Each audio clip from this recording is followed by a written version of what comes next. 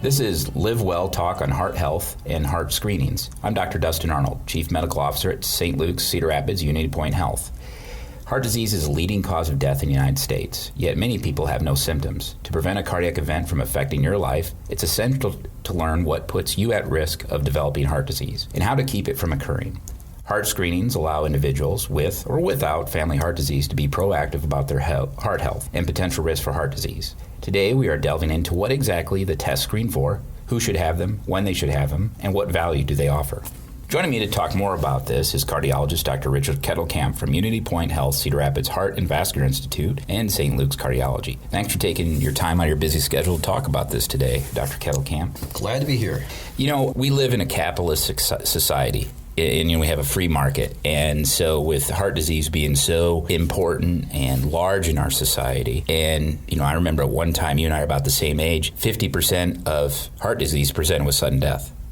Right. That's true. And right. Maybe you can comment on what that percentage is now, but I know it's significantly less. Yeah, sudden cardiac death it still occurs. And in fact, heart attacks, roughly 25% of them present as death. Right, so that it's still a big proponent. It's the leading cause of death, heart disease is here in the United States and anywhere else where we live in a modern society. And so it is an important thing to get your arms around and assess your personal risk. Well, and as I started to say about the capitalistic, and so you have these heart screenings, these health screening fairs, sometimes sponsored by perhaps a service organization, Knights of Columbus, Lions. Other times it's something in the Tidbits newspaper flyer, $99, all these screens. And I guess as a physician, when I see that, I always worry that patients are going to have something done and it's not going to be followed up on, or it's, we, as you well know, we have accreditation and quality assurance with our diagnostic studies and our laboratory studies and our physicians' performance. And I worry that this someone in a white panel van is going to screen and it's not going to be followed up on. What's been your experience? Have you seen that? Have you seen a patient come in or seen where the system broke down for that patient because of this rogue screening, if you will? Mm-hmm. No, that happens all the time, and I think that's the real advantage to the way things are done here with the heart check. That is the big issue. Patients will occasionally come in with their sheet with some numbers on the page, and sometimes they're interested enough to ask about, what do these things mean? But oftentimes it's by chance that I find that they had this done. And so you're right, it can reveal true problems in disease, and if it's not followed up upon or discussed, real time, that's an issue.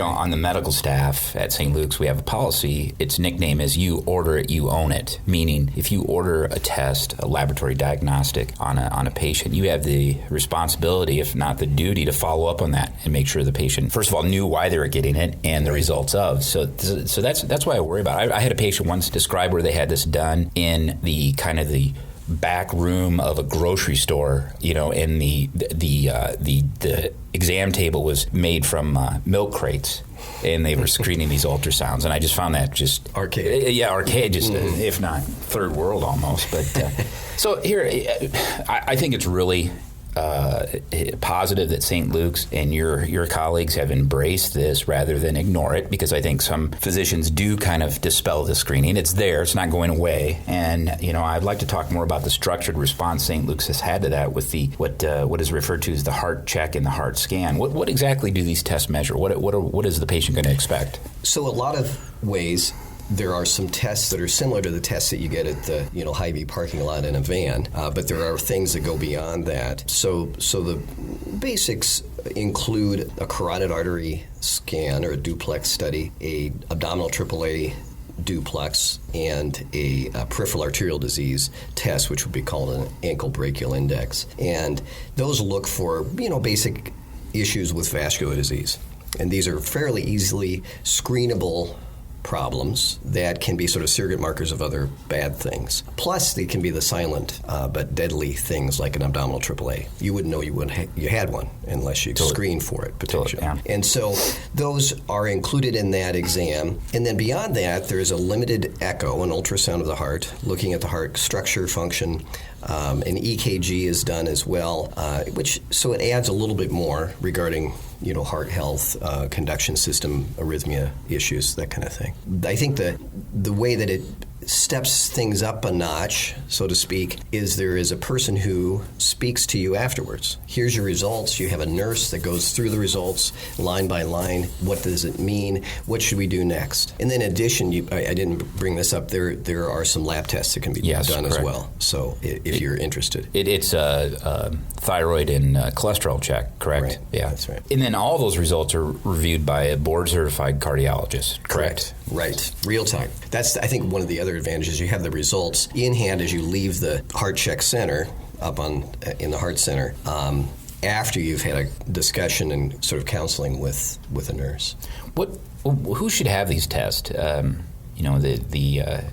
The whole statistics behind a screening test and its positive predictive value, negative predictive value. You want to direct them towards the appropriate population because as physicians, the last thing that we want to have happen is a false positive and expose that patient to greater testing, whether it's invasive or non-invasive. So who would you direct to have these tests? So people with risk factors, so patients, clearly people who have risk factors for cardiovascular disease like diabetes, high cholesterol. A big one, and one that seems to incentivize people mostly, is a family history.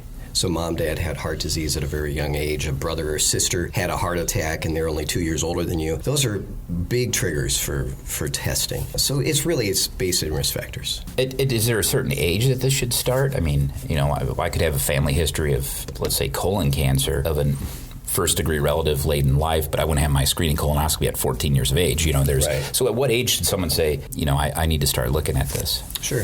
Usually they say, what age did your first-degree relative have a problem? Okay. So your dad died of a heart attack at 50. Maybe you ought to get screened at that age. At that age. Right.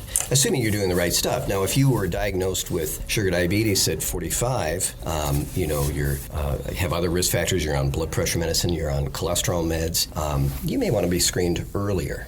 Now let's talk a little bit about one that I know is within your realm of expertise, and is the peripheral vascular disease, lack of blood flow in the lower extremities. I think when people think about heart and vascular health, they think about strokes, they think about their heart. Often they don't think about their lower extremities. And as you and I know, cholesterol is not selective in where it deposits. So if it deposits and obstructs flow in the lower extremities, it's possibly elsewhere. So I think that's a harbinger of underlying problems if you have bad blood flow to your lower extremities. Talk a little bit about peripheral vascular disease and what symptoms patients have, because I'm going to throw out a percentage here and you correct me, but I think only about 15 to 30% of peripheral vascular disease is diagnosed. So the other 7% are, pardon the pun, are walking around with peripheral vascular disease. Right. You want to comment on that? Yeah, no, I agree with you. It's a very prevalent disease process. Interestingly, many times we'll see patients who have for years complained of leg pain and never really had this investigated as a possible cause. So, you think about, I have leg pain and have had it for a long time, and it's easy to write it off. I'm getting older, my joints hurt, I have muscle aches and pains, that sort of thing, and they just sort of say, I just have to live with it. When in fact, it could be a process or a disease that could be treated.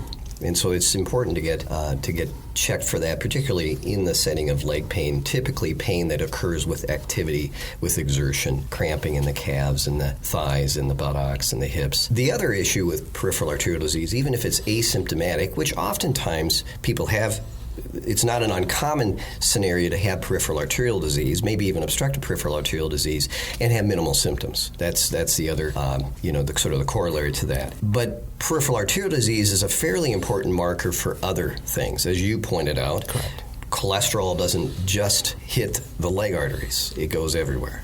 And so if you have leg artery blockage, you have a 50% coincidence for coronary artery disease. It's the strongest risk factor for obstructive coronary disease that there is. And so if you have peripheral arterial disease, it's a surrogate marker for coronary disease. You know what? I'd like you to comment on and just reinforce the significant impact or contribution that smoking contributes. And it's just not, I think sometimes patients have a misbelief that it's the smoke from the cigarette when in fact it's the nicotine, whether it's nicotine gums, smokeless tobacco, these vaping devices that I'm not familiar with, but I hear about. Do you want to just comment on that factor, how nicotine plays into this and how significant a threat it really is? Sure. So I don't know all the pathophysiology of nicotine on atherosclerotic disease, but I do know that it nicotine causes actually vascular issues with accelerating atherosclerosis, but it also causes vasoconstriction. And so that's one of the big factors for nicotine and peripheral arterial disease, coronary disease as well. But there's a very strong connection between smoking and leg artery blockage. Yeah. We see that in the wound clinic with vascular disease, that how nicotine, you can look at a wound and tell whether or not the person smokes. Wow. You know, you really can. You can look at it and say that has microvascular compromise, and you're always right when you do look at that. You know, as we start to wrap this up, Dr. Kettelkamp, one thing I think patients are hearing, and even some physicians are confused on this, the old aspirin a day keeps the doctor away. Where are we at with aspirin right now? That's his, to be or not to be was a title of an article published recently in Journal of American Medical Association. Where are we at with aspirin? Sure. So for years, as often happens, we believe that one thing be true based on data and, the best available evidence at the time. So the aspirin came about because of the Framingham study, which was a study of tens of thousands of physicians, in fact, and other patients and other people looking at multiple drugs and risk factors for coronary disease. And it was probably the most extensive to date study looking at the natural progression of atherosclerotic disease. And aspirin was felt to be cheap, easy, and very effective in preventing strokes and heart attacks. And I think to some degree for appropriate populations that is probably true, but not necessarily for all comers, because more recently data has come out to say that aspirin actually potentially has an increased risk of bleeding complications, particularly in patients over the age of 70 who don't have documented or confirmed atherosclerotic disease. So there's no real rationale, if you're a healthy 70-year-old or older, that aspirin is probably effective for primary prevention. Secondary prevention is a different story. Okay. You have a history of atherosclerotic disease, aspirin is good. Low dose, baby.